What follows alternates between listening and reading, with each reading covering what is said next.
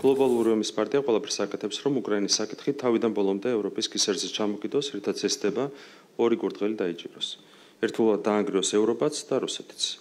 ამ გეგმაში კი საქართველოში მეორე ფრონტის გახსნის აუცილებლობა ზუსტად ისეთივე აქტუალურია, როგორც ეს ომის დაწყების მომენტში იყო. უფრო მეტიც შესაძლოა ეს საკითხი ახლა კიდევ უფრო პრინციპულია Global Ურემის პარტიისთვის. დღეს ევროკავშირის წევრი ქვეყნების ხელმძღვანელთა მხრიდან იმდენად მძაფრია ომის რიტორიკა, რომ საომარ დაპირისპირებას არათუ დასასრული არ უჩანს, ყველაფერი კეთდება მისი განხანგრძლივებისთვის. უკრაინის მაქსიმალური შეიარაღება, შორმანძილზე მოქმედი იარაღის მიწოდება, სანქციების დამძიმება რუსეთისთვის, გადამდგარი გენერლების განცხადებები, რომ უახლოეს პერიოდში ისინი ემზადებიან რუსეთთან ომისთვის, ეს ყველაფერი ათლად აჩვენებს Global Ურემის პარტიის გეგმას, რუსეთ-უკრაინის ომის